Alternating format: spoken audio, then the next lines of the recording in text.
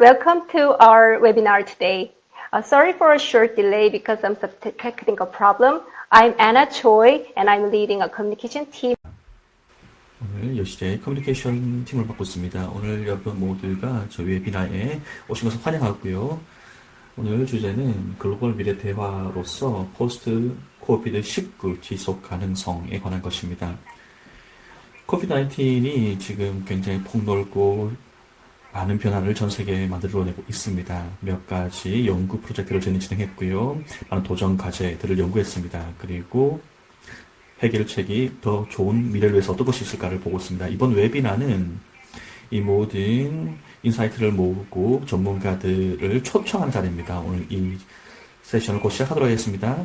UN SDSN 대표님 제프리 삭스님 모시고 진행하겠습니다. 오늘 포스트 코비드19 글로벌 미래 대화에 오신 여러분을 환영합니다. 오늘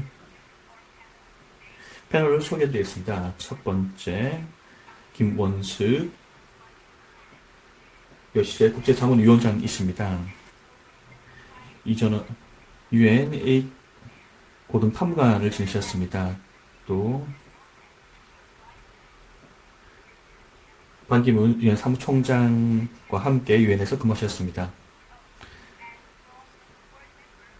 또 반기문 센터에서 글로벌 시티즌십의 위원을 하셨습니다. 제프리 삭스 교수님은 경제학 교수님이시고요. 지속 가능성 그리고 UN 고등 자문관이십니다. 현재 지속 가능성 UN 콜롬비아 대학교의 지속 가능성 센터의 연구소장을 맡고 계시고요. 구테레스 UN 사무총장의 지속 가능성 자문위원을 맡으셨습니다. 이 웨비나를 통해서 많은 또 Q&A를 받도록 하겠습니다. 채팅박스에 질문해 주시고요. 언제든지 웨비나의 미래에 앞으로 여러분도 함께 많이 해주시기 바랍니다. 자, 이제 곧 이 행사를 시작하도록 하겠습니다. 가상의 포디움으로 김원숙 자문위원장님을 모시고 시작하도록 하겠습니다. 고맙습니다. 아나 초이 박사님 아주 멋진 소개 말씀 감사합니다. 여러분 모두 이미 글로벌 미래대에 오신 것을 환영합니다. 저희는 이 행사를 준비하면서 코비드-19, 포스트 코비드-19에 대해서 이야기하도록 모였습니다. 이 대화를 여러분과 함께하게 돼서 큰 기쁨으로 생각합니다. 오늘 이 자리에 제프리 삭스, 저희의 오랜 친구이자 오랜 전문가인 제프리 삭스 교수님을 모시고 대화를 진행하게 된 것을 기쁘게 생각합니다. 아나 박사님께서 말씀하셨던 것처럼 너무나도 유명하신 분이기 때문에 소개를 하지 않으셨습니다. 교수님께서는 전 세계를 더 나은 세계로 만들기 위해서 노력하셨습니다. 하지만 다시 한번 여러분께 개인적인 제 말씀을 좀 더 드리고 싶습니다. 교수님에 대해서. 왜냐하면 제가 교수님께서 전 세계 많은 일을 하신 것을 연구를 개인적으로 봤습니다. 교수님은 정말로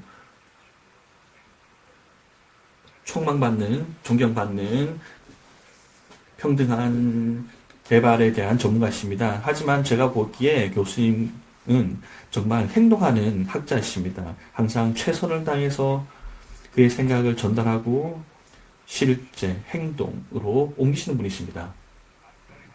따라서 저는 여러분께 큰 기쁨으로 교수님을 소개해드립니다. 코비드-19는 우리에게 전례 없는 위기를 주고 있습니다. 경제적으로, 보건적으로. 하지만 많은 알려지지 않은 것들이 있습니다. 이 바이러스에 대해서 우리는 모든 것을 모르고 있습니다. 따라서 이 싸움은 굉장히 어렵습니다. 우리는 이 코비드-19 바이러스를 싸우면서 새로운 것을 배워야 하는 상황입니다. 불확실성. 그것이 두려움을 만들어내고 그 두려움은 항상 우리의 경제를 와해시킵니다. 그리고 우리의 생활도 와해시킵니다. 이런 많은 알려지지 않은 불확실성 때문에 저는 두 가지가 굉장히 명확하다고 생각합니다. 첫 번째는 모든 사람들 그리고 모든 국가들이 이 바이러스에 대해서 그 누구도 아직도 이 모든 것을 알 수가 없습니다. 따라서 모든 국제 사회가 그리고 모든 인류가 이 싸움에서 함께 해야 하는 것입니다. 두 번째로 뉴노멀의 시대가 왔습니다. 코비드-19 이후에 뉴노멀의 시대가 올 것입니다. 뉴노멀을 통해서 그것이 아주 다른, 우리가 지금 알고 있는 것과 굉장히 다를 것입니다. 우리가 우리의 일상으로 돌아갈 수는 있겠지만 소셜 디스턴싱, 사회적 거리두기 이후에, 그리고 안전 조치들이 새롭게 오랫동안 유지되어야 할 것입니다. 이것이 우리의 삶을, 그리고 코비드-19 이후에도 크게 우리의 삶을 이전과 다르게 변화시킬 것입니다. 그리고 또한 우리는 이 바이러스를 한 일회성 이벤트라고 생각해서는 안 됩니다. 왜냐하면 이 바이러스를 굉장히 심각하게, 진지하게 받아들여야 합니다. 이것은 바로 우리 자연이 우리에게 보낸, 전 세계 인류에게 보낸 경고입니다. 우리의 지속 불가능한 생활에 대한 자연의 경고입니다. 바이러스는 아마도 우리에게 이전의 생활과는 다른 것을 요구할 수 있습니다. 왜냐하면 인류의 정착, 우리의 또 생활이 이 바이러스의 숙주로 했었지만 이제는 우리의 서식지를 잃고 바이러스도 그 영향을 받을 수가 있습니다. 따라서 동물에서 이제는 궁극적으로 인간으로 옮겨왔습니다. 왜냐하면 우리가 세계의 기후변화를 만들었기 때문에 산업혁명 이후에 약 200년 전이었죠. 지구온난화가 많은 부작용을 낳았습니다.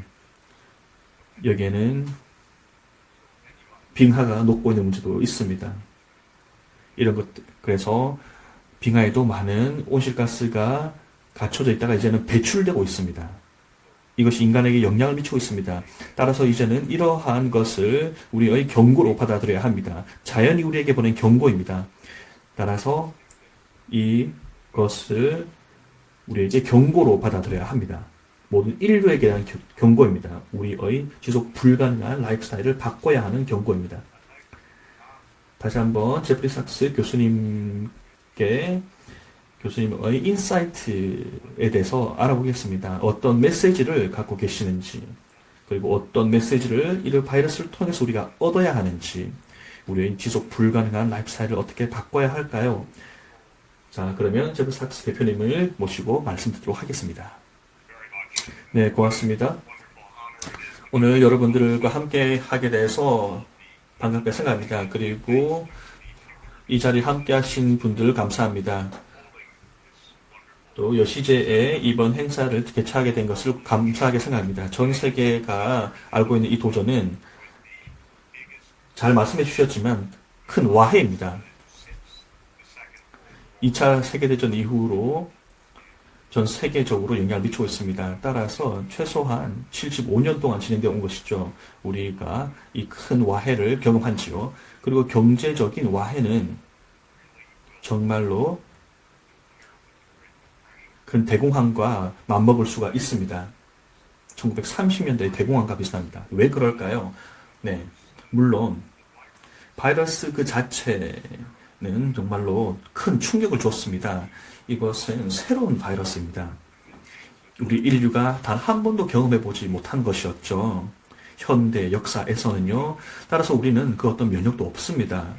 사실상 전 세계 인구가 취약한 상황입니다. 이 바이러스에 굉장히 쉽게 전파되었고 굉장히 신속하게 전파되었습니다. 그 말은 이 바이러스가 통제되지 않으면 이 감염자가 2배가 될 시간이 단 며칠이면 2배가 됩니다. 3, 4일 될 수도 있습니다. 확진자가 2배가 되기에는요. 또한 굉장히 사악한 바이러스입니다. 왜냐하면 사람들이 그 어떤 증상이 없다 하더라도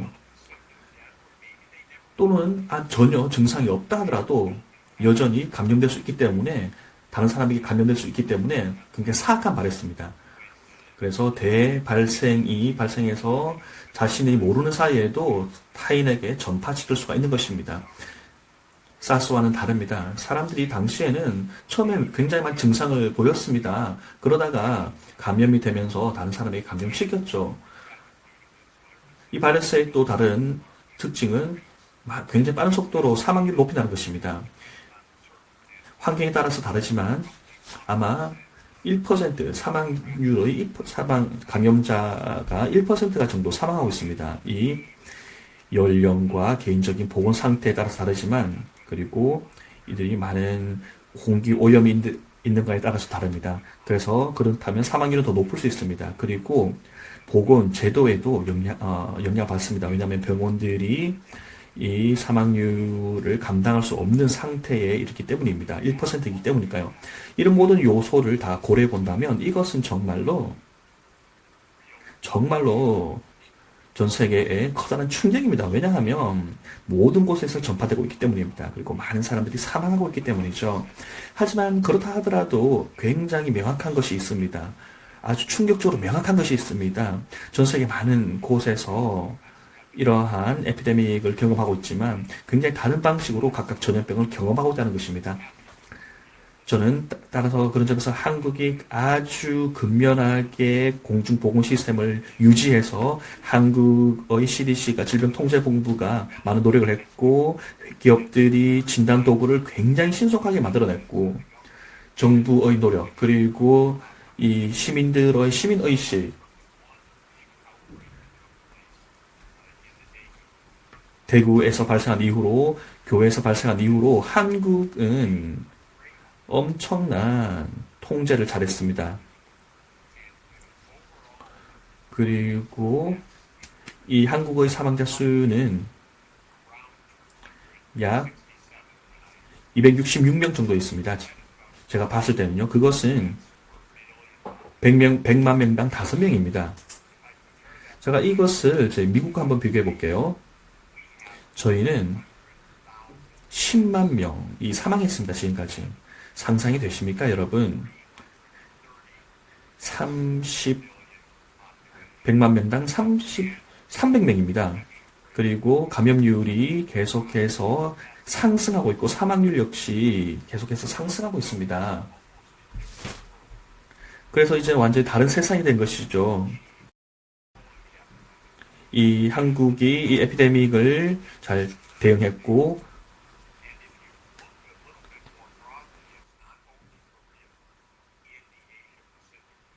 한국뿐만이 아니라 아태 지역이 굉장히 좋은 성과를 보이고 있습니다.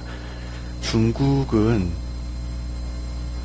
이 에피데믹의 전세계 질병의 근원이죠. 하지만 극단적인 조치를 통해서 이를 진정시켰는데요. 1월 31일에서 기본적으로 3월 중순까지 이 에피데믹을 통제하에 놓았습니다. 그래서 중국은 약 3,000여 명 정도의 사망 사례가 보고되었고 100만 명당 3명의 인구라고 볼 수 있겠죠. 타이완 같은 경우도 굉장히 훌륭한 결과를 냈습니다. 에피데믹 컨트롤에 있어서 훌륭한 결과를 냈고요. 홍콩 역시도 마찬가지입니다. 이러한 감염성 질병을 잘 통제했습니다. 호주, 뉴질랜드 역시도 아주 훌륭한 결과를 내었습니다. 그래서 동아시아를 전체적으로 보게 된다면요. 훨씬 더 성공적인 결과를 내었다라고 하겠습니다. 실제로 서유럽 쪽과 비교를 하면 말이죠. 이탈리아, 프랑스, 스페인, 영국이라든가요. 심지어 독일까지도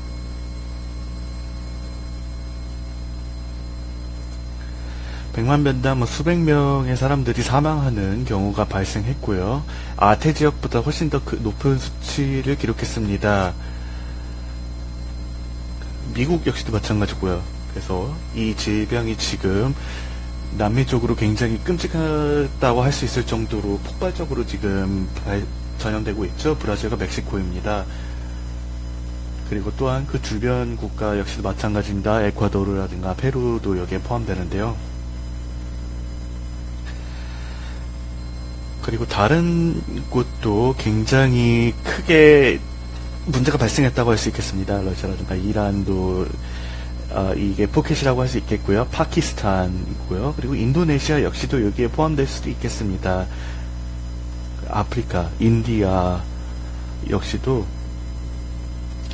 굉장히 빈곤하다라고 할 수 있는 지역인데 여기서 균형이 무너진 것입니다. 그래서 여기서 제가 강조드리고자 하는 한 가지 점은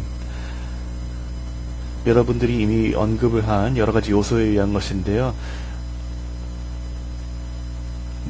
뭐 서식지 위협에 대해서 이야기를 하셨고, 그리고 새로운 감염성 질병이 뭐 발생을 해서 뭐 사스라든가 혹은 메르스 쪽에서 사례에서도 봤듯이요, H1N1 영향이 있었죠. 그리고 리파 바이러스 2015년 정도쯤에 발생했었던 뭐 이러한 팬데믹이 있었는데, 이런 것들이 최근에 일어났던 충격적인 상황이었고 앞으로 더 일어날 것입니다. 하지만 지역마다 이 모든 것들을 통제하는 것이 매우 달랐습니다. 아태 지역은 정부 그리고 사람들 모두 다 훌륭한 대응을 했습니다. 제 국가 쪽에서는 정부가 완전히 실패했다라고 말씀드리겠습니다. 트럼프 정부가 얼마나 무능력하게 대응하고 있는지를 말씀드릴 수 있겠습니다. 뭐 트럼프 대통령 역시도 보시면 알겠지만 제 의견상에서는 뭐 역사상 최악의 대통령인데요. 하지만 지금 이 질병에 대해서 제대로 대응을 못하고 있고요. 미국 사람들 역시도 이런 에피데믹에서 어떻게 행동해야 할지 모릅니다. 그냥 밖에 나가고 싶고 뭐 규정을 따르고 싶어 하지 않고요. 마스크를 끼고 싶지도 않아 하고 제대로 된 사회적 거리두기도 두려고 하지 않습니다. 이렇기 때문에 에피데믹이 지금 현재 통제 불가 상황인 것인데요. 그렇기 때문에 이것은 거버넌스에 대한 도전 과제입니다. 정치적인 도전 과제이기도 하고요. 하지만 불행하게도 지금 미국은 이러한 테스트에 여러 다양한 실패를 겪고 있습니다. 유럽 역시도 그렇고요. 브라질, 멕시코 모두 다 실패하고 있고요. 그래서 저희들이 가지고 있는 파퓰리즘의 뭐 실패입니다. 트럼프 대통령이라든가 브라질 이러한 상황에서 지금 여러 다양한 문제 발생하고 있는 것, 멕시코 그리고 또한 파퓰리스트들 쪽에서 적절한 디시플린을 따라서 훌륭한 관행을 진행을 하는 것을 제대로 이루지 못하고 있는 것입니다. 그리고 미국과 같이 제대로 된 에티켓 매너를 따라서 다른 사람들을 고려하지 않는다는 것이죠. 그리고 또 위생 상태 역시도 문제가 됐고요. 그렇기 때문에 컨트롤 가능한 위기가 컨트롤되지 않고 있는 것입니다. 그래서 한 가지 더 포인트를 말씀드리자면요. 이 에피데믹은 통제가 가능합니다. 상대적으로 짧은 시간 안에 가능하다는 것입니다. 왜냐하면 한국이 이룩한 것을 보게 된다면요. 원칙적으로 따지면 미국, 브라질, 멕시코에서도 할 수 있는 것입니다. 인도, 뭐 아프리카 모두 다 할 수 있는 것입니다. 물론 한국 쪽에서 여러 다양한 것에 대해서 더 잘 알 수 있겠죠. 하지만 최선의 관행이 똑같이 적용될 수 있는 것입니다. 체계적으로 대응을 한다면 말이죠. 건실하고 다른 사람들 존중하고 뭐 솔직한 거버넌스를 통해서는 뭐 수주 안에서도 통제가 가능합니다. 하지만 너무 많은 나쁜 거버넌스라고 할 수 있는 것이 많기 때문이죠. 제 미국과 같이요. 이러한 상황에서는 뭐 수년 동안 고통받을 수 있습니다. 사라지지도 않을 것이고요. 경제적인 효과도 굉장히 클 것입니다. 왜냐하면 미국은 대공황이 발생할 수 있는 것입니다. 바로 이 관리를 제대로 잘못한다면요. 20% 지금 언임플로이먼트 레이트가 발생을 했죠. 앞으로 발생할 수 있을 것이고요. 제대로 된 에피데믹에 대한 통제가 있지 않으면은 더 큰 문제가 발생할 것입니다. 사람들의 규정 원칙을 따르는 행동이 필요합니다. 거버넌스 역시도 필요하고요. 그래서 먼저 되게 불행한 관측을 먼저 말씀드렸는데, 하지만 낙관적인 관측을 또 말씀드리자면요. 적어도 아태 지역 같은 경우에서는 훨씬 더 훌륭한 대응을 했습니다. 그리고 이것은 정말 커다란 기회라고 할 수 있습니다. 아시아 전체에 대한 커다란 기회입니다. 네, 감사합니다, 제프님. 아주 훌륭한 코멘트를 주셨습니다. 여러 다양한 요소에 대해서 말씀을 해주셨는데요. 제가 여기서 포인트 여러 가지를 좀 강조드리겠습니다. 제 생각에 전체적으로 보자면요, 동아시아의 국가들은 앞으로 미래가 보이는 좀 희망적인 모습을 보이고 있다고 생각합니다. 최선의 관행을 진행하고 있고, 여기서 배울 수 있는 교훈을 다른 세계로 전파할 수 있을 것입니다. 물론 이것은 전 세계적인 리더십이 필요하겠죠. 그래서 제프님이 말씀해 주셨다시피 저희도 거버넌스 실패 쪽에 겪고 있고요. 국내 쪽만 아니라 전 세계적으로 지금 벌어지고 있죠. 하지만 한 가지, 동아시아 국가들이 지금 현재 상황에서 좀 더 낮게 대응하고 있다라고 할 수 있는 것이 있습니다. 혹은 조기 질병 발생, 2003년 사스라든가요, 메르스, 2012년, 15년 발생했을 때 배운 교훈에 따르면 동아시아의 국가들은 굉장히 어렵고 고통스러운 교훈을 배웠습니다. 하지만 이것을 통해서 그 사후에 어떤 행동을 취해야 되는지를 배웠죠. 그래서 여기에서 더 질병에 대한 준비가 잘 되었습니다. 그래서 준비 상태를 강화시키는 것, 어떤 종류의 위기든 간에요, 여기 건강보건을 포함한 위기에 대응해서 미리 준비를 하는 것이 굉장히 효과적이라고 말씀드리겠습니다. 저희들은 글로벌 거버넌스가 필요하고요. 여기 이를 통해서 전 세계적인 능력을 강화시킬 것이고요. 그래서 전체적인 위기에 대한 준비 상태를 강화할 수 있을 것입니다. 제가 강조하고자 하는 첫 번째 포인트였고요. 두 번째 포인트는 저 역시도 제프님 말씀에 동의를 하는데요. 바로 이 바이러스 패턴이 전 세계적으로 지금 퍼지고 있죠. 그래서 남반구 쪽이 정치적인 용어로 말씀드리지만 글로벌 사우스라고 하는데요. 지금 겨울 동계에 들어선다라고 말씀드리겠습니다. 글로벌 사우스는 전반적으로 보자면 잘 준비되어 있다고 할 수 없는 것 같습니다.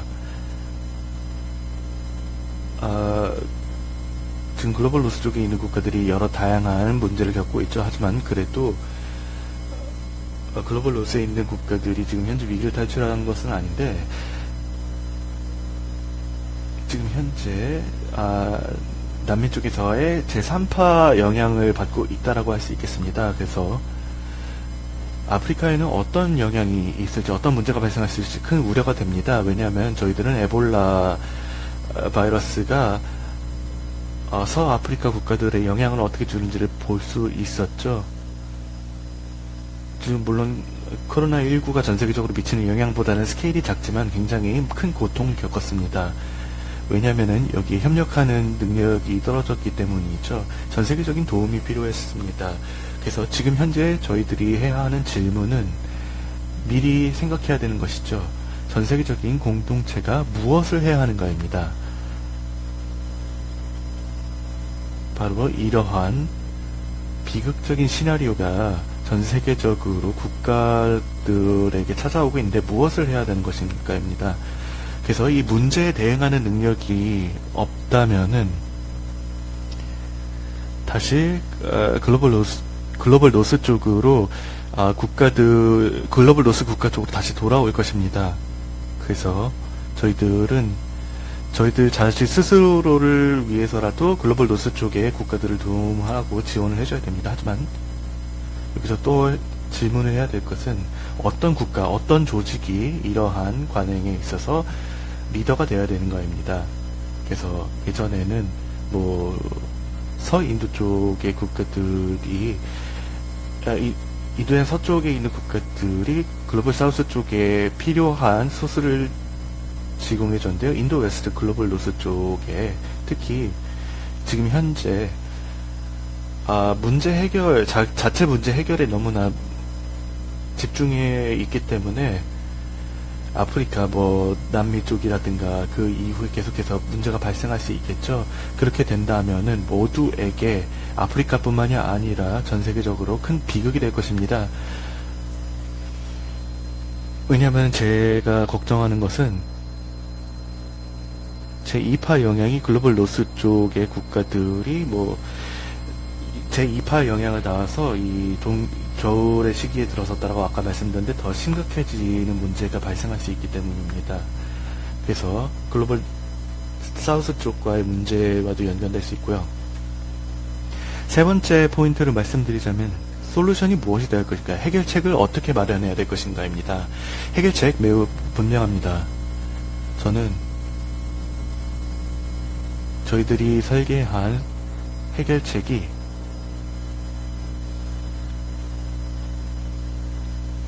지속 가능성 그리고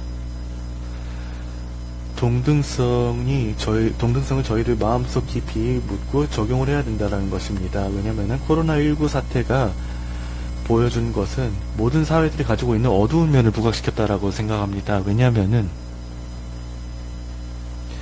더 취약한 사람들, 가난한 사람들에게 큰 영향을 줬죠. 그리고 건강 상태가 좀 더 낮은 사람들 쪽에 영향을 특히 많이 줬죠. 그리고 또한 평소에 외면받는 사람들 영역을 부각시켰습니다. 예를 들어서 뭐 이민 노동자들이라든가요, 혹은 뭐 사회적 소수 그룹 같은 경우에 영향을 많이 줬습니다. 미국 같은 경우에는 뭐 유색인종이라든가요, 3배에서 5배 정도 더 큰 영향력을 받을 수밖에 없었죠. 그리고 한국 쪽에서도 마찬가지로 뭐 교회라든가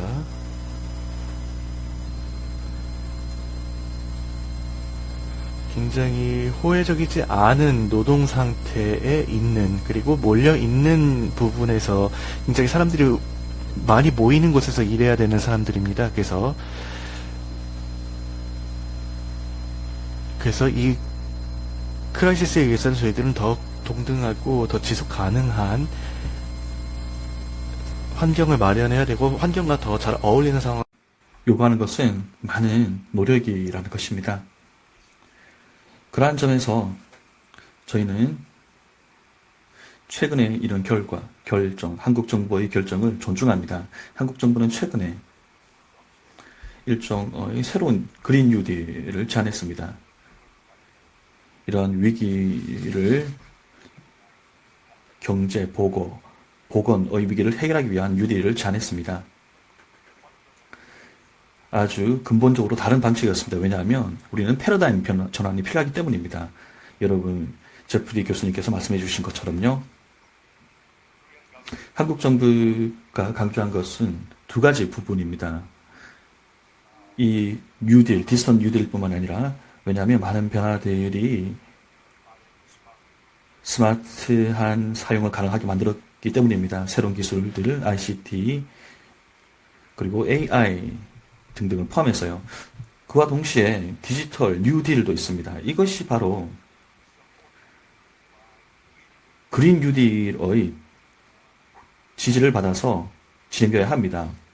만약 우리가 솔루션을 재규정하지 않으면, 더 친환경적으로 하지 않는다면, 교수님께서 말씀하셨던 것처럼, 지난 20년 동안 말씀하셨던 것처럼 제로 카본, 탄소 제로 경제가 없다면, 이 두 가지가 없다면 기술의 스마트한 사용, 그리고 더 친환경적인, 더 지속 가능한 사업이 없다면, 그것이 우리의 솔루션에 없다면, 다시 한번 저희는 또 다른 바이러스의 공격을 받고 또 다른 재앙을 맞을 것입니다.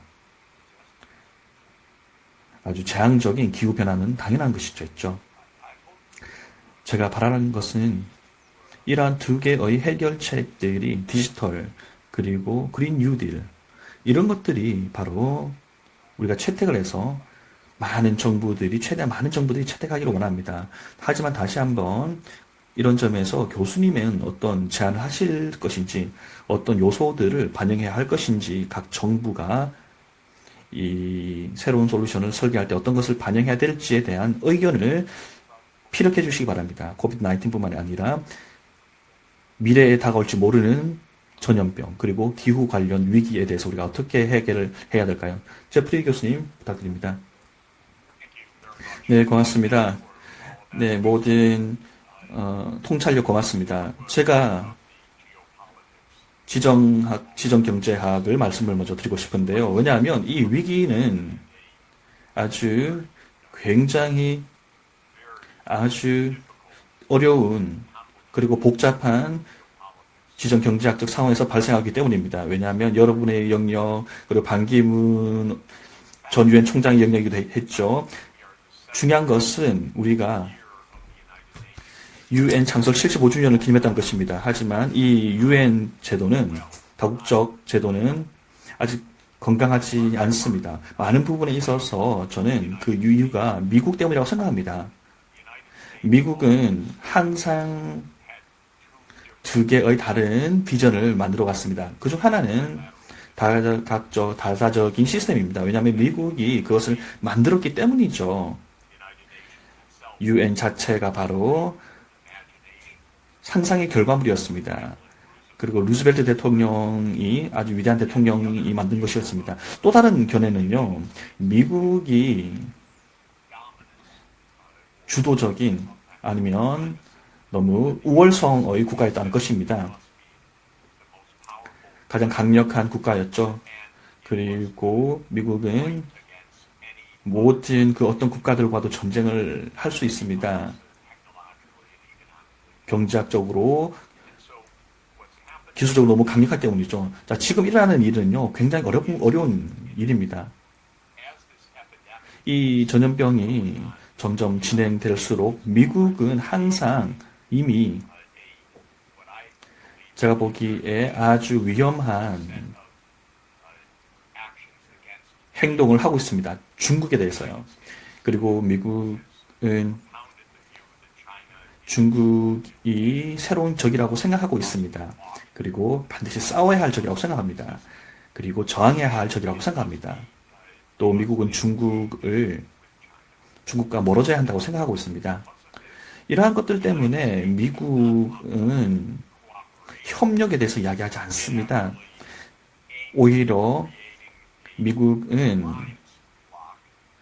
동맹을 차단하려고 하고 있습니다. 그리고 많은 국가들과 싸우고 있습니다. 중국뿐만이 아니라요. 중국과 우호적인 나라들과도 싸웁니다. 그래서 미국은 이란과도 싸우고 있고요. 미국은 베네수엘라와 싸우고 있고요. 미국은 중국과 싸우고 있습니다. 그리고 많은 국가들도 있죠. 따라서 이 트럼프 대통령은 트럼프 행정부 그리고 트럼프 스스로가 대통령으로서 바로 이 국제적인 제도에 반하고 있습니다. 왜냐하면 트럼프는 너무 중국의 너무 우호적이라고 말하고 있고 또 펀딩을 줄여야 된다고 주장하고 있습니다. WHO에 대한 펀딩을 멈추었죠. 이런 팬데믹이 진행되는 와중에서도요. 네, 제가 드리고 싶은 말씀은 이러한 미국의 정책들은 너무나도 극단적으로 위험하다는 것이고요. 또 극단적으로 잘못된 사상에 기반한다는 것입니다. 왜냐하면 중국을 적으로 계속 규정할수록 그리고 그 반도체 판매 등을 멈추게 할수록 가령 삼성이나 다른 중국으로 가는 무역을 제한할수록 이것이 적을 만들 것입니다. 그리고 큰 불안을 만들 것이고요. 또한 이를 통해서 경제 불황이 올 수가 있습니다. 왜냐하면 우리가 싸우는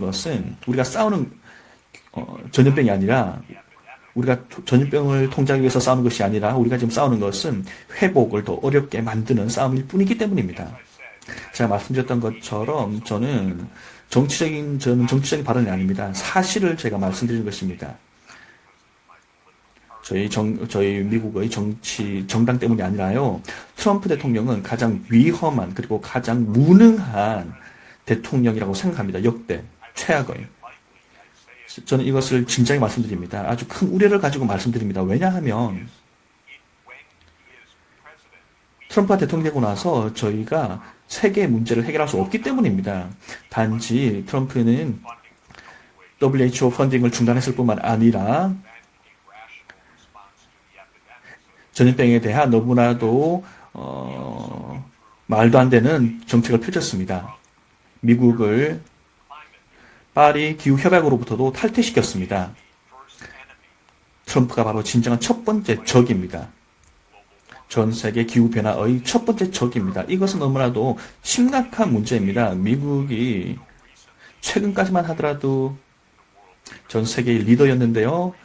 하지만 최근까지 한국 역시 우리의 동맹이었습니다. 근데 이것이 이제 굉장히 불안정한 나라가 되었습니다.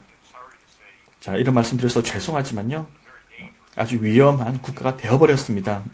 바로 미국이요. 너무나도 이것을 진지하게 말씀드릴 수밖에 없습니다. 안타깝지만요. 트럼프가 재선에서 실패한다 하더라도 바이든이 대통령이 된다 하더라도 굉장히 좋은 분이신데요. 그분은 저희는 이러한 불안정한 그리고 위험한 아이디어가 계속해서 존재할 수 있습니다. 미국이 저는 정말 통치가 가능할까? 저는 의구심이 있습니다. 향후 얼마 동안요. 왜냐하면 트럼프는 이런 불안정성의 핵심이며 또 트럼프가 바로 우리의 아주 깊은 사회적 그리고 정치적인 분열의 씨앗이기 때문입니다. 우리는 미국인들을 죽이고 있는 이 전염병에 대해서도 싸우지 못하고 있습니다. 모든 사람들이 너무나도 많은 사람들이 분노하고 있는 상황입니다. 그래서 우리 스스로도 지키지 못하는 상황이 되어버렸습니다. 자, 다시 한번 이 질문으로 돌아가고 싶습니다. 어떻게 해야 하고 또 물론 저도 이상적인 아이디어는 있습니다. 하지만 좀 실용적으로 생각한다면 또 한국도 물론 관여된 문제이긴 하겠지만요. 항상 아주 어려운 상황입니다. 왜냐하면 한국은 북한이라는 안보 문제가 있기 때문이죠. 그리고 한국은 동아시아에 위치한 국가라는 점에서도요. 하지만 제가 정말로 바라는 것은 미국이 세계 리더십을 저버리는 이상 아시아의 국가들, 아태 국가들이 협력을 더 강화해야 한다는 것입니다. 왜냐하면 미국이 보안을 보장해 줄 수 없습니다. 안보는 동아시아 지역에서 나올 것입니다. 안보라는 것은 미국이 만들어주는 것이 아닙니다. 왜냐하면 미국도 너무나도 불안정하기 때문입니다. 안보는 아태 지역에서 만들어야 하는 것입니다. 저는 이 지역적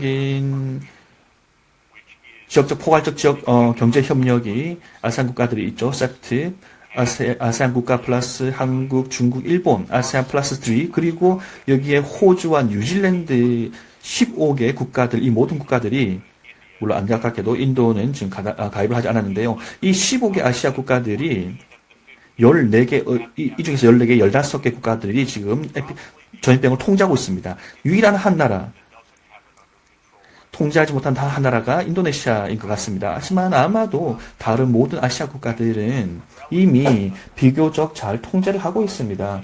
호주, 뉴질랜드, 중국, 일본, 한국, 말레이시아, 캄보디아, 라오스, 최소한 인도네시아, 필리핀, 미얀마는 잘 모르겠지만요. 하지만 대부분의 20억 인구가 살고 있는 이 지역이 통제를 잘하고 있습니다. 바이러스가 잘 통제되고 있는 국가에 살고 있습니다.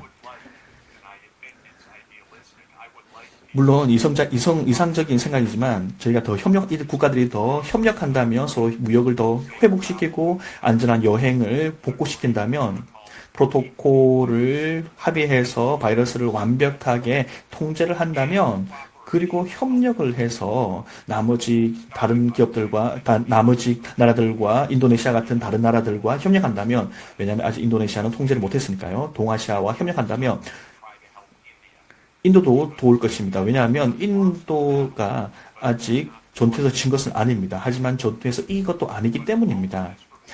하지만 이렇게 하기 위해서는 또 다른 시점이 필요합니다. 왜냐하면 미국은 협력하지 마라라는 메시지를 던지고 있기 때문이죠. 중국은 적이다라고 하고 있습니다. 반도체를 팔지 마. 화웨이를 죽여버려. 중국의 회복을 저해라고 말하고 있습니다. 하지만 미국의 접근법을 여러분이 따르신다면 저희는 협력하지 못할 것입니다. 우리는 회복을 하지 못할 것입니다. 안타깝게도 우리는 바로 그러한 세상에 살고 있습니다. 트럼프가 미국에서 만든 세상입니다. 깊은 분열, 그리고 심지어 증오까지 전염병이 퍼지는 이 시점에, 그리고 억압, 왜냐하면 우리가 바로 미국에서 억압하는 정권을 갖고 있기 때문입니다. 경기 침체가 아니라 억압이라는 것입니다. 다시 한번 제 희망은 이상적으로는 중국과 한국과 일본이, 또 아세안, 호주, 그리고 뉴질랜드가 서밋 정상회의를 가지셔서 아태 지역이 이 전염병을 종결시키고 또 무역과 여행을 복원시키고 투명성을 회복하고 서로서의 관계를 더 강화하고, 왜냐하면 굉장히 많은 나라들의 이해들이 걸려 있는 큰 지역이기 때문이죠. 중국이라는 나라뿐만 아니라요. 그리고 그렇게 한다면 아태 지역이 굉장히 많은 도움을 아프리카에도 줄 수 있을 것입니다.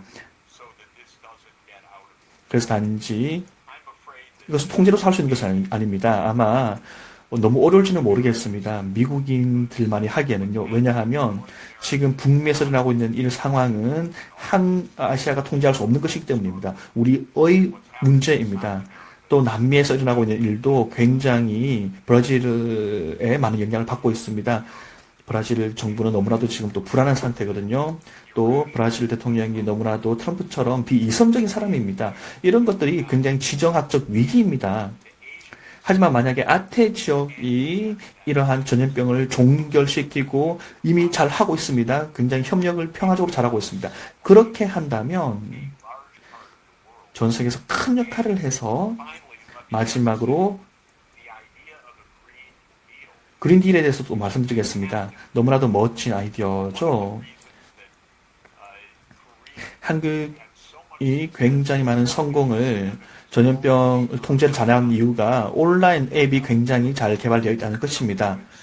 한국은 굉장히 많은 정보를 휴대폰으로 얻을 수 있고 온라인 앱들이 굉장히 많습니다. 스마트 기기들이 굉장히 많이 보급되어 있죠. 왜냐하면 한국은 ICT 기술의 세계 강국이기 때문입니다. 교육에도 잘 반영되어 있고요. 이제 보건이 있습니다. 따라서 한국이 이런 것들을 굉장히 잘 앞으로도 전자정보를 잘 유지해 주시길 바라고요. 애플리케이션도 굉장히 많이 잘 개발해 주시기 바랍니다. 이것은 굉장히 유용하고도 굉장히 중요한 부분입니다. 또한 말씀하셨던 것처럼 청정에너지도 굉장히 중요합니다. 왜냐하면 한국이 큰 기술을 생산하는 국가이기 때문입니다. 만약에 동아시아가 된다면요, 아세안 쪽의 그린딜 역시도 보고 싶습니다. 물론 호주 쪽도 보고 싶습니다. 석탄에 조금 많이 의존하고 있는데 현실을 직면을 하고, 그래서 태양열 에너지를 전부 다 동원을 하는 모습을 보면 좋겠고요. 중국 역시도 공해가 너무나 위험하기 때문에 석탄을 뒤로 하고 다른 방향으로 나아가야 된다라는 것을 깨닫는 것을 보고 싶습니다. 그리고 유럽 쪽과 파트너십 통해서 유럽 쪽의 그린딜을 통해서 회복에 기반이 되었으면 좋겠습니다. 그래서 유라시아 쪽에 저는 항상 유럽 쪽과 아시아의 혼합인데요.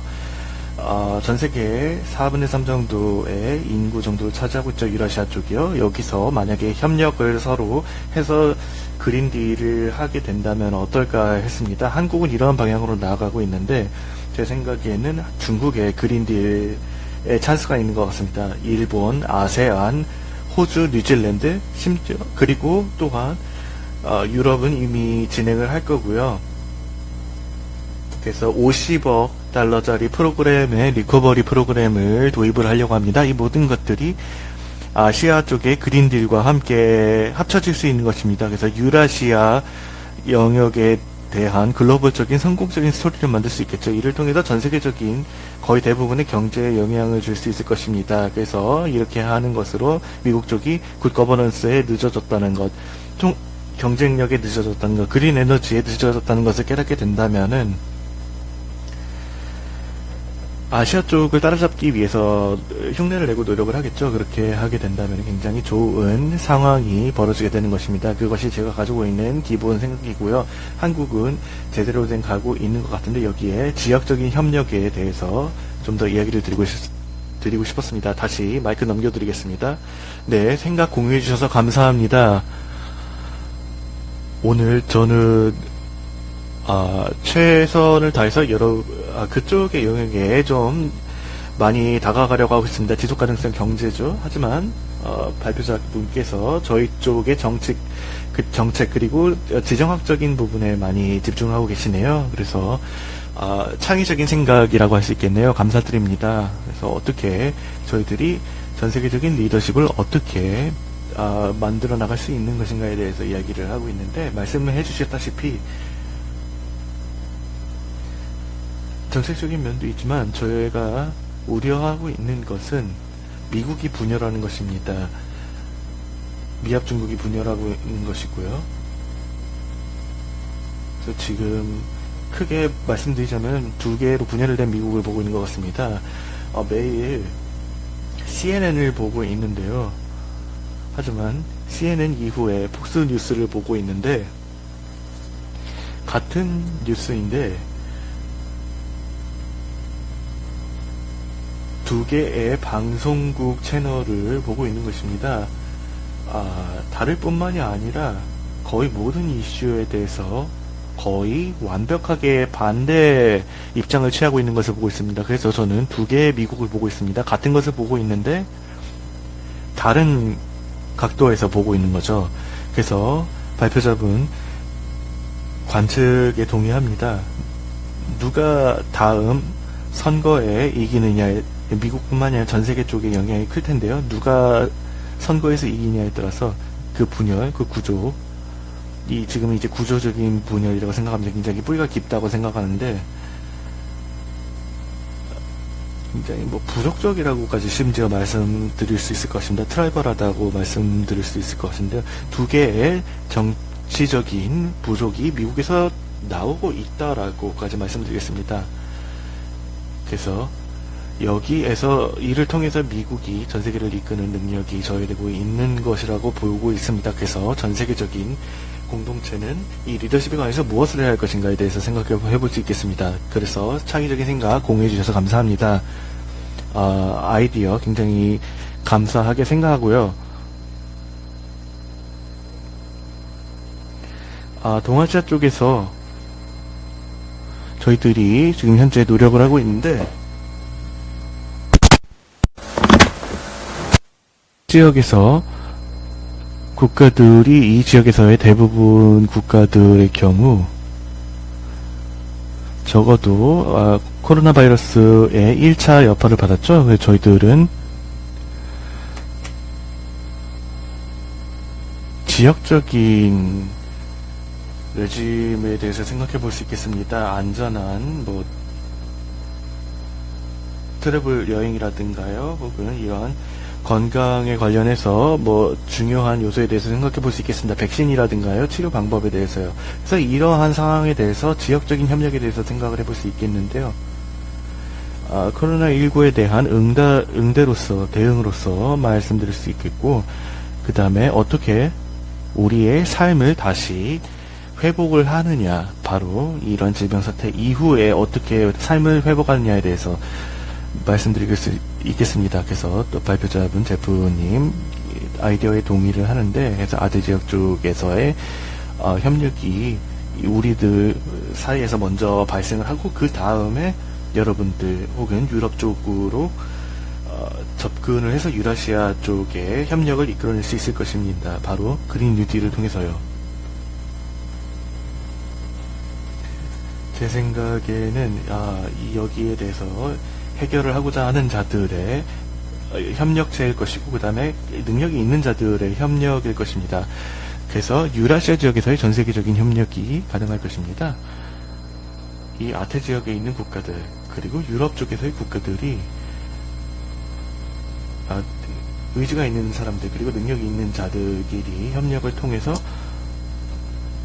그린 뉴딜로의 길을 따라가는 것이죠. 새로운 패러다임으로서요.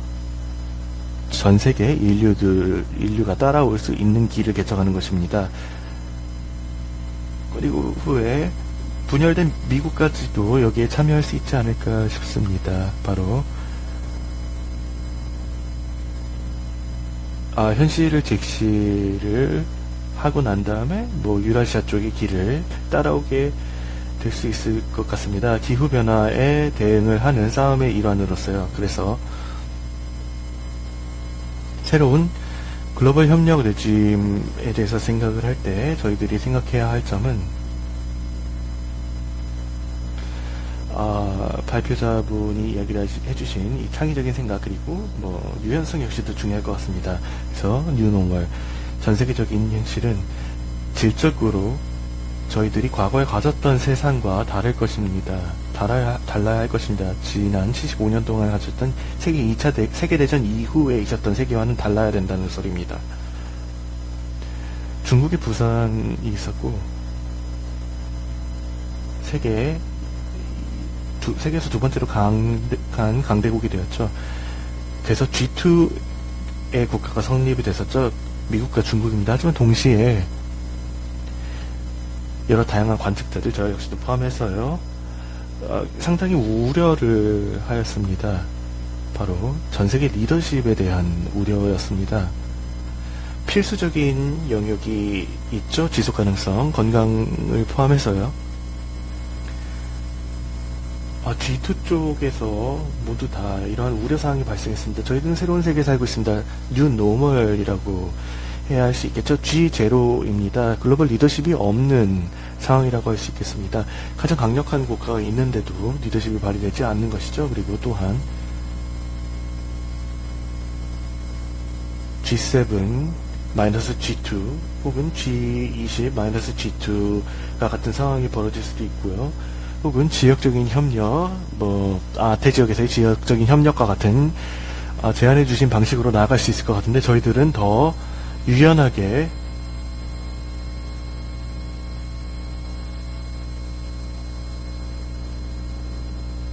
그래서 서로 동의하는 국가들이 현재 협력을 해서 진행을 하게 되는 상황을 보는 것입니다. 하지만 그것뿐만이 아니라 제 생각에 가치 기반의 협력이 굉장히 중요하다고 생각합니다. 바로 서로 여러 다양한 분야에서 동의하고 있는 국가들이 이러한 협력 체계를 구축하는 것이 새로운 규범이 되어야 된다고 생각합니다. 코로나19 이후에 대해서요. 그래서 지역적인 협력에 대해서 경제적인 파트너십에 대해서 아태 지역에서 어떤 일이 벌어질 수 있는지 얘기를 해주셔서 감사합니다. 그리고 유라시아 파트너십에 대해서도 이야기를 해주셨고요. 이미 아시아 유럽 회의 아셈 메커니즘이 있죠. 한 20년도 더 전에 시작한 것입니다. 그래서 파트너십 메커니즘이 아시아 유럽에서 진행되고 있는데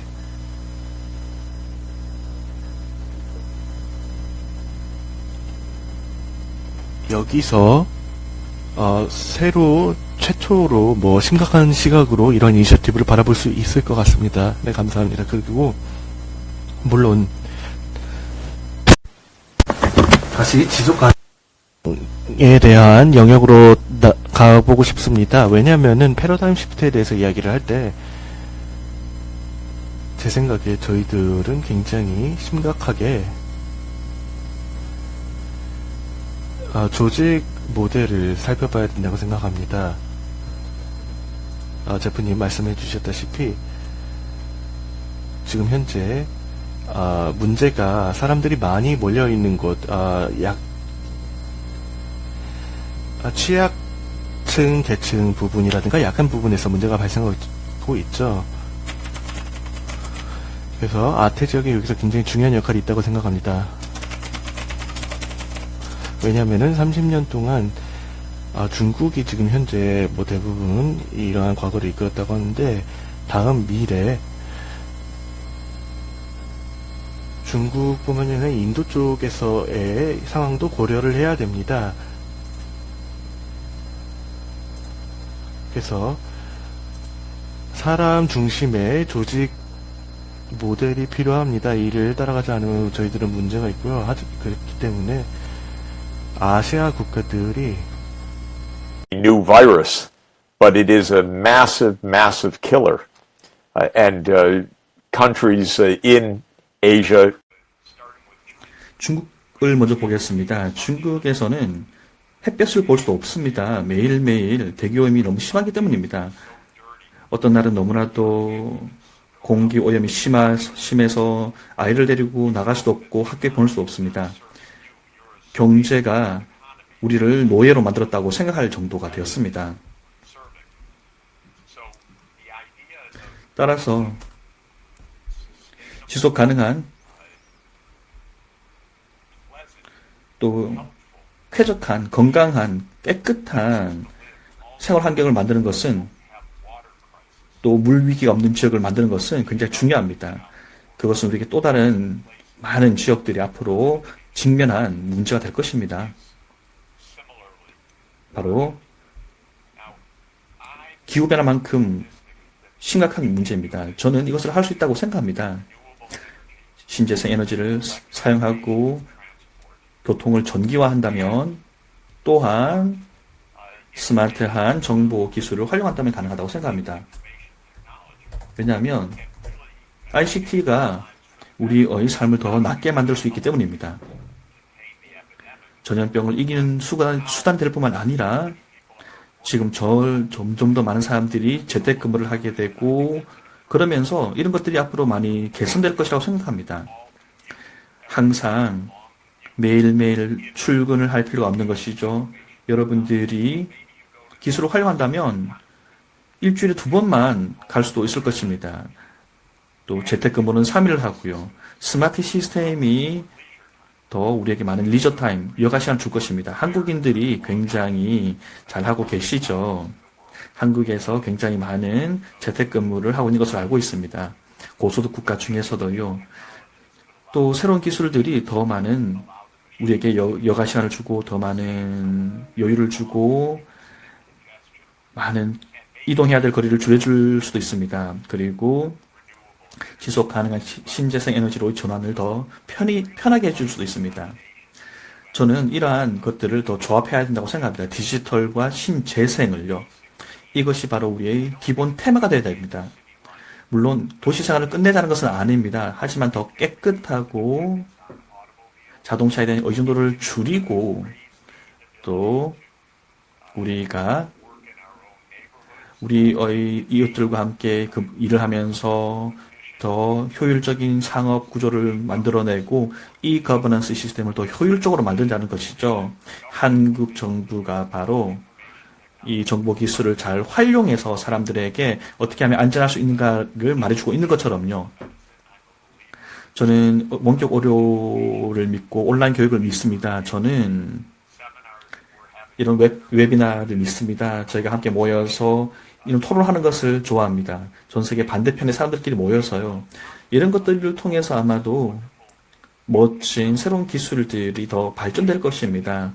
저는 이것이야말로 올바른 조합이라고 생각합니다. 디지털 그리고 청정 플러스 여기에다가 미국의 역할 그리고 반기문 전 총장님의 역할 그 누구도 내버려두지 않는다라는 이 철학 이것들이 포용적인 철학이 되어야 하고요. 이런 것들이 모든 사람들에게 해당되는 것이어야 합니다. 우리가 이러한 세 가지 것들을 잘 해낸다면 정부는 모든 사람에 대한 접근권을 보장하고 디지털 경제가 더 깨끗한 경제를 만들어내고 더 가정 기반의 경제를 만들어낸다면 그리고 더 생산적인 삶을 가능하게 해준다면 그리고 신재생 에너지가 기후변화를 멈추게 된다면 모든 아시아 국가들이 신재생 에너지를 가지게 될 것입니다. 그래서 이들이 다 함께하고 그렇게 한다면 저희는 이것을 이룰 수 있습니다. 그리고 호주가 석탄을 수출한 대신에 햇빛을 수출하는 것입니다. 또 수소를 수출하는 겁니다. 석탄 대신에요. 더 청정한 방식으로 CO2를 포착하고 또 수소를 수출하는 것입니다. 일본이나. 그렇게 된다면 엄청난 성과가 있을 것입니다. 물론 작은 것이 아름답다는 것이 항상 그렇다는 것은 아닙니다. 하지만 한국 인구가 5천만 명 정도 되는데요. 또 중국은 14억이죠. 일본도 약 2억 정도가 되죠. 그리고 베트남도 1억 정도 인구입니다. 그리고 인도네시아는 22억이죠. 굉장히 많은 사람들이 사는 지역입니다. 이들이 큰 변화를 한 번에 만들기는 어려울 것입니다. 하지만 저희들은 더 많은, 더 쾌적하고 더 건강하고 생산적이고 더 살기 좋은 곳을 만들 수 있습니다. 그렇게 하려면 지속 가능한 길로 나아가야 합니다. 우리는 반드시 석탄에서 벗어나서 우리는 이 지역은 원유 수입에서 벗어나서 왜냐하면 원유가 불안정의 원인이 되고 있기 때문이죠. 많은 곳에서 풍력과 태양력을 통해서 에너지를 만들어낼 수 있습니다. 물론 중동이 안타깝게도 중동이 존재하긴 하지만요. 이러한 것들을 봤을 때 저는 기술적으로 봤을 때 더 좋은 길로 나아갈 길이 있다고 생각합니다. 더 생산적인 길이 있다고 생각합니다. 삶의 질도 높일 수도 있고요. 보건의 수준도 높이고요. 그리고 더 여가 시간도 확보할 수 있다고 생각합니다. 그것이 굉장히 중요하다고 생각합니다. 삶이란 것은 단지 2000시간, 1년에 2000시간 일해야 된다. 그런 것은 아닙니다. 오히려 절반이 될 수도 있습니다. 절반으로서 그 가치를 만들 수도 있습니다. 모든 국가들이 그러기 위해서는 노력을 해야 합니다. 저는 이것이 공유의 가치를 통해서 가능하다고 생각합니다. 다른 전통이 있지만 동북아의 가치 이런 것들은 굉장히 중요한 문화적인 협력의 근간이 될 수 있다고 생각합니다. 많은 다른 국가들이 따를 수 있는 한중일 뿐만이 아니라요. 또한 동남아 국가들도 배울 수 있다고 생각합니다. 굉장히 많은 것들을 이를 통해서 만들 수 있습니다. 여기 공유된 가치 플러스 기술들 이것이 부과된다면 우리가 원하는 세상을 만들 수 있다고 생각합니다.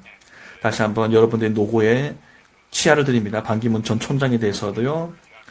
사무총장을 하실 당시에 반기문 총장께서는 전 세계를 지도하시면서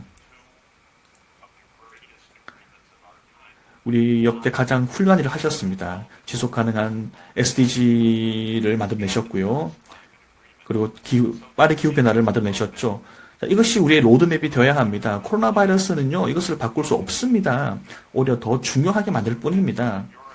바로 여러분들의 성과, 또 총장님의 성과를 통해서 우리 세계가 하나가 되었습니다.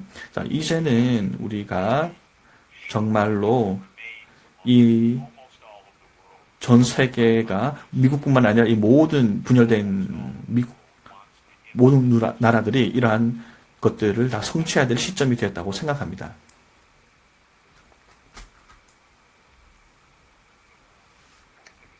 네, 반기문 전 총장님 뿐만 아니라 다시 저도 대표님께 감사를 드리고 싶습니다. 대표님이 바로 UN SDG를 만드는데 큰 역할을 하셨기 때문입니다.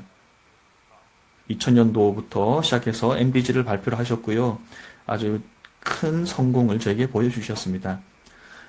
대표님의 그런 지적인 기여가 없었더라면, 그리고 물론 물리적인 기여가 없었더라면, 물론 제가 대표님과 많은 곳을 같이 출장을 다녀봤습니다. 아프리카도 가셨고요. 하지만 대표님께서 바로 많은 밀레니엄 빌리지도 가보셨죠. 그렇기 때문에 대표님이야말로 많은 아이디어를 제안하셨을 뿐만 아니라 이러한 아이디어를 현실로 만드는 데 큰 기여를 하신 분이라고 저는 생각합니다. 실제적인 현실의 사람들, 아프리카의 사람들을 위해서요. 오히려 제가 그런 점에서 제프 대표님께 더 치아를 드리고 싶습니다. 또 대표님께서는 많은 포인트를 제기해 주셨는데요.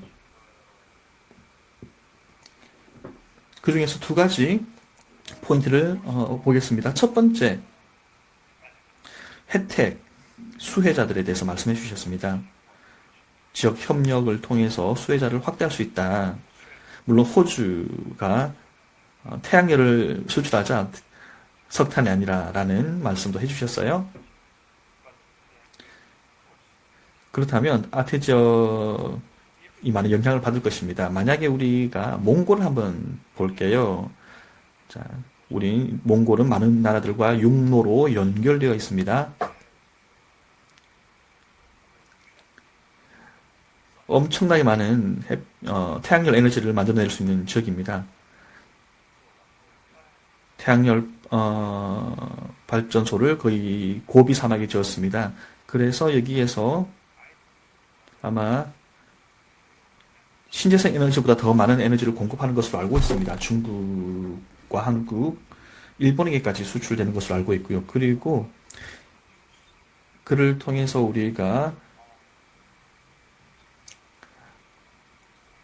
석탄에 대한 의존성을 줄일 수 있었습니다. 큰 효과가 있을 것입니다. 앞으로 지역 협력을 하게 된다면요. 대표님께서 말씀해 주신 것처럼요. 하지만 가장 큰 도전 과제는 어떻게 하면 우리가 이 정치인들이 올바로 행동하게 하는 것이죠. 정치란 것이 바로 우리의 도전 과제일 수 있습니다. 우리가 극복해야 될 도전 과제는 정치일지도 모릅니다. 하지만 이런 공공의 혜택을 본다면 이것들이 정치적인 것들보다 더 중요합니다. 그렇다면 우리 모두가 따라갈 수 있는 새로운 길이 만들어질 것입니다. 두 번째 포인트는요, 물론 또 대표님께서도 말씀을 해주시기를 기대는 하지만요, 두 번째 포인트는 코비드-19에 대한 국제적인 책임감 있는 대응을 통해서 해야 합니다. 저희는 두 가지 도구가 있다고 생각합니다. 첫 번째는요, 첫 번째 분열이 있습니다. 첫 번째는 빈부격차입니다. 이러한 어떤 국가들은 도구가 있고 어떤 나라들은 돈이 없습니다.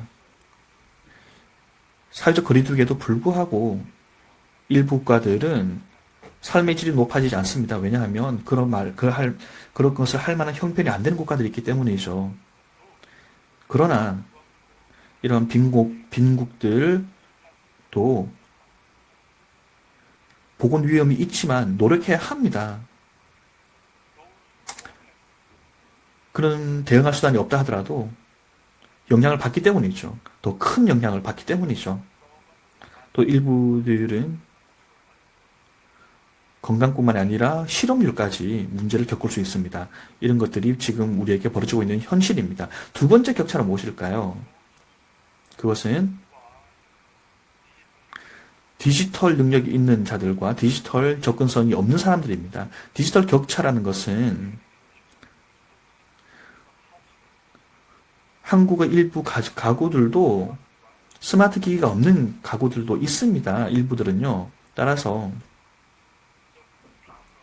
문제는 어떻게 우리가 이러한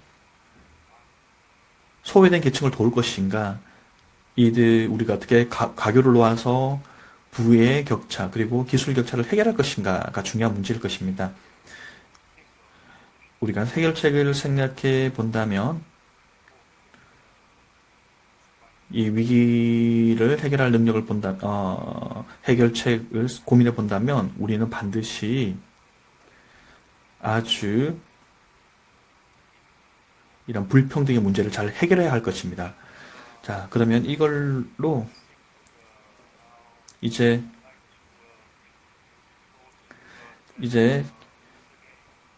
다시 한번 여러분 참석하신 분들 질문을 받기 전에 제프 대표님의 말씀 먼저 듣고 발표를 듣도록 하겠습니다. 질문을 받도록 하겠습니다. 네, 고맙습니다. 지속 가능한 개발 SDG의 포인트는 보편적인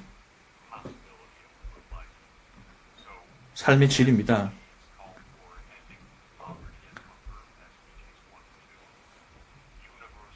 보편적인 의료 접근, 에 대한 전 세계적인 접근은 SDG4죠. 그 다음에 성평등 SDG5. 뭐 안전한 물, 그 다음에 위생에 대한 SDG도 있고요. 클린 에너지 SDG 7이 있습니다. 또한 제대로 된 직장에 대한 SDG도 있습니다. 이러한 SDG에 대한 아젠다가 인간의 인권 그리고 권리에 대한 것인데, 하지만 또한 경제적인 가능성에 대해서도 이야기를 하는 것입니다. 하지만 여기서 또한 공유하고자 하는 것은 부자들만 부자가 되는 것이 아니라 세금을 내고 그 다음에 정부가 모두가 혜택을 얻을 수 있도록 노력하고자 하는 것이 반영되어 있는 것입니다. 그래서 디지털 테크놀로지에 의해서 여기에 큰 혜택이 주어지고 있습니다. 왜냐하면 오늘날 전 세계의 모든 사람들에게 다 접근할 수 있는 것이죠. 원칙적으로는 모든 사람들, 아이들마저도 학습을 하고 참여를 할 수 있고, 저희들이 나누고 있는 이 대화를 들을 수도 있고요. 온라인 교육 프로그램에도 참여할 수 있습니다. 혹은 헬스케어 쪽에 대해서도, 보건에 대해서도 텔레메디케이션을 통해서 원격으로 접속할 수 있습니다. 하지만 여기서 중요한 점은 디지털 테크놀로지 기술이 더 중요해지고 있죠. 제 생각엔 더 중요해질 것입니다. 그래서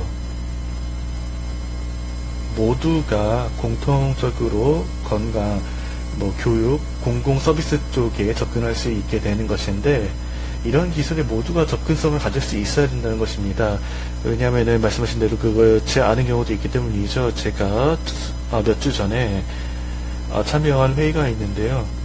시어 버라이즌 쪽, 저희 텔레커뮤니케이션 회사 쪽에 가장 큰 회사 고객이라고 할 수 있습니다. 회사 관계자라고 할 수 있는데, 거기서 에릭슨이라는 분이 있는데, 하드웨어 프로바이더죠. 텔레커뮤니케이션에 대해서요. 이분이 SCG 18번을 가져야 된다라고 이야기를 했습니다. 이게 뭐냐면요, 디지털 에이지에 대한 공통적인 보편적인 접근성이라는 것입니다. 이게 굉장히 중요한 포인트라고 생각을 합니다. 왜냐하면 굉장히 강력한 도구이죠. 그래서 에피데믹 컨트롤에 있어서도 증명을 했고, 교육이라든가 의학이라든가 다른 스마트 시스템에 대해서도 제대로 작동한다는 것을 보여줬고, 가정이라든가 여러 다양한 분야에서 작동을 한다는 것을 보여줬는데, 모두가 여기에 대한 접근성을 가져야 된다는 것입니다. 그래서 여기에선 아이러니하게 다시 원래 문제로 들어오는데요. 미국이 중국을 공격을 하고 있는 것에 대한 이슈인데요. 그렇다면은 이제 아시아에 있는 큰 반도체 기업들이 어디 위치해야 되는 것인가입니다. 삼성이라든가 타이완에 있는 큰 반도체 기업이라든가가 있겠죠. 이러한 발전된 기업들이 중국에 또한 있는데, 화웨이 같은 텔레커뮤니케이션 회사가 있죠. 화웨이는 저가의 5G 시스템을 또한 제공을 합니다. 한국과 함께 경쟁을 하고 있고, 여러 다양한 경쟁력을 보여주고 있습니다. 굉장히 좋은 회사라고 할 수 있는데, 칩을 사용을 하죠. 바로 미국의 장비를 사용해서 만드는 건데, 미국은 이제 이 화웨이를 공격하고 멈추고 죽이려고 하고 있습니다. 불공평하다고 생각을 합니다. 하지만 동시에 또한 위험하다라고도 생각을 합니다. 왜냐하면은 디지털 경제를 뒤로 지연시킬 것이고요. 큰 영역에서 문제가 발생하겠죠. 삼성은 화웨이라든가 다른 고객들에게 팔 수 있는 자유가 있는데, 미국이 만약에 반도체를 삼성이 중국에 팔면 안 된다. 왜냐하면 편을 갈랐기 때문이다. 이런 식으로 이야기를 하게 된다면은 한국의 경제에도 좋은 영향을 줄 수 없습니다. 이것은 굉장히 속이 좁은 근시안적인 생각이죠. 전 세계를 조각으로 내고 그러한 조각을 계속 통제하려고 하는 사람과 세계를 열고 솔루션을 더 일반적으로 범용적으로 적용하고자 하는 쪽의 싸움이기 때문입니다. 한국은 오픈월드 쪽으로 어울립니다. 왜냐하면은 한국은 중국의 커스터머가 있고요, 미국의 고객이 있고, 유럽에도 고객이 있습니다. 이러한 역학이 굉장히 중요한 것입니다. 하지만 만약에 세계가 분열이 된다면 여기서 못 팔고 저기서 팔아야 된다, 이것을 벗어나면은 벌을 주겠다, 이런 식으로 하게 된다면은 완전히 엉망이 되겠죠. 그래서 마지막으로 말씀드리자면, 저희들이 이러한 기술로부터 모두가 혜택을 받는 것이 굉장히 중요합니다. 방금 말씀해주신 포인트인 이런 질병에 관해서도 연관이 있고 이 모든 것을 동시에 막고 협력을 해야 된다. 굉장히 중요한 생각입니다. 맞습니다. 그래서 협력을 통한 이러한 해결책을 내는 것이 굉장히 좋습니다. 그리고 동아시아 쪽에 아태 지역 쪽에 호주, 뉴질랜드가 특히 함께 가장 빠른 발전을 가져왔고 최신 기술, 최고의 노하우를 가지고 있는데 함께 협력을 하면은 지금 현재 우리가 맞닥뜨리고 있는 위기를 빠르게 마무리할 수 있을 것입니다. 그래서 이제 마무리를 어떻게 드릴까 하는데요. 일단 감사를 드립니다. 그래서 여시제 쪽에도 감사 인사를 드립니다.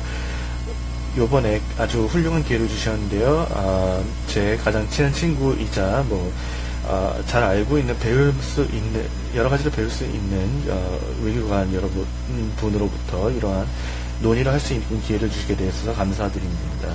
그리고 생각을 공유해 주셔서 감사하고요. 인사이트를 주셔서 감사합니다. 이미 한 가지 더 이상의 지속 가능한 롤에 대해서 얘기를 해주셨는데 굉장히 좋습니다. 그래서 디지털 디바이드라고 할 수 있는 지금 현재 우리가 겪고 있는 문제를 해결하고 포스트 코비드19 시대를 바라보면서 해결책에 대해서 얘기를 해주셨는데 이 일을 통해서 모두를 포함하고 모두에게 혜택을 주는 결과를 주었으면 좋겠습니다. 그리고 또한 SDG에 대한 목표, 더 좋은 상황, 그리고 모두에게 있어서 더 접근할 수 있는 목표를 줄 수 있는 건 매우 중요하다고 생각합니다. 모두에게 혜택을 주는 것이죠. 그렇기 때문에 제안해 주신 점에 대해서 매우 감사 인사를 드리고요. 지속 가능한 목표에 대해서 훌륭한 얘기를 주셨습니다. 그래서 오늘의 논의가 보여주는 것은 1시간 가지고는 택도 없다는 것입니다. 저희들이 논의할 게 너무나 많았는데 시간이 너무 짧았고요.